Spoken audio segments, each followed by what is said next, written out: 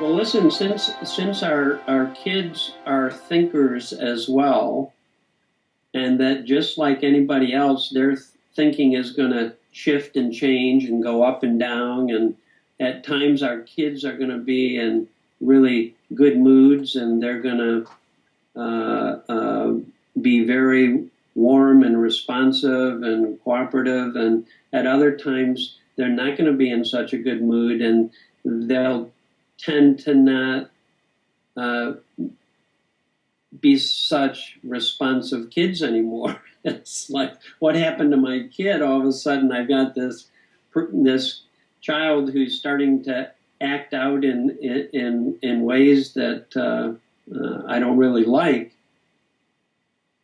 To be able to see that it's normal for kids thinking to go up and down allows us to be much more understanding of the fact that they have such different feelings and experiences, to see the normalcy of that.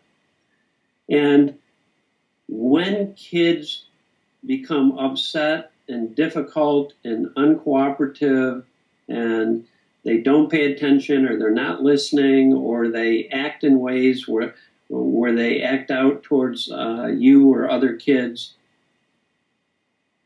I found it's very important that if you just, instead of paying so much attention to what the kid is doing, just look the other direction, look within, and see what feeling you're in.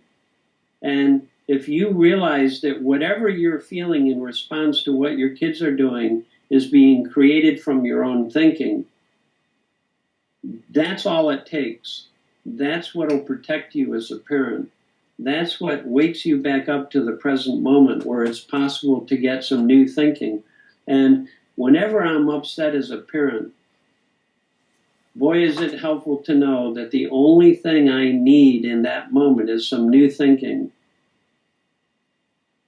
It allows me to be much more hopeful for how I can find new and creative ways to respond to kids when they're being uncooperative, or when they're being acting out out of upset. So the real adage is, it's more important to look within, because that's where you can really wake up to what's going on within you. Your feelings are this wonderful guide that let you know exactly where you are in terms of your thinking and the quality of your thinking. And if you continue to pay attention to that, it will help you continue to move in a direction where you have more clarity, more calm, more insight, more common sense. And the more you bring that to bear in your parenting when kids are being difficult, the better results you'll eventually be able to get with your kids. Now, I can remember back when I was sitting in my first trainings about the principles, and I kept waiting for the teachers to share with me the techniques that they use, or tell me what to do, give me advice on what to do or how to handle certain things. And I learned pretty quickly that a major part of this thinking, this understanding, has to do with learning to trust your own wisdom, learning to listen for your own wisdom, because ultimately the best answers you'll ever get as a parent are those that come out of your own wisdom. There won't be other people's suggestions or advice on what to do. So as a parent, I would find out over and again that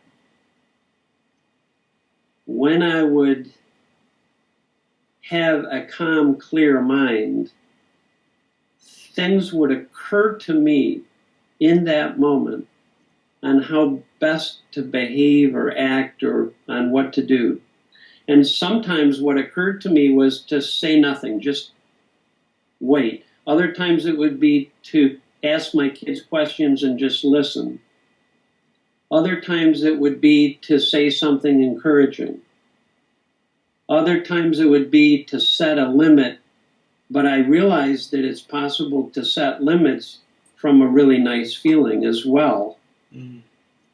And I could never know ahead of time what my own wisdom and common sense was going to tell me to do as a parent. It always comes fresh.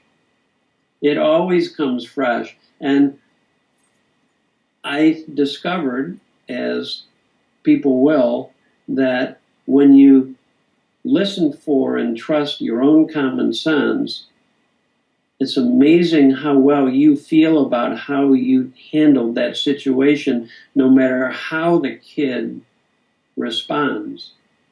You will feel like you handled it in a way that was healthy for you, that was that you feel like you were parenting well in terms of how you responded to it.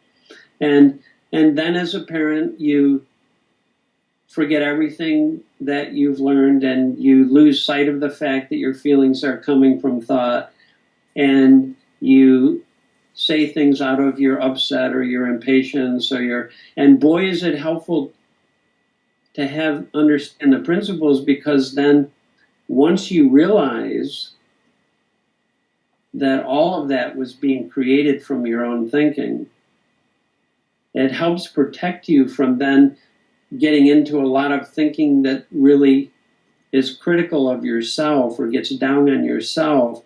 And I found as a parent, I began to blame myself or get upset with myself or be hard on myself less and less often as I understood where my feelings were coming from. And boy, was that helpful. Because I see a lot of times parents do a lot of thinking about how they are parenting, and that thinking sometimes creates their own anxiety or upset. And to begin to see, oh, those feelings are coming from thought too, can really help parents get out from underneath being so hard on themselves as parents. That was very helpful for me too.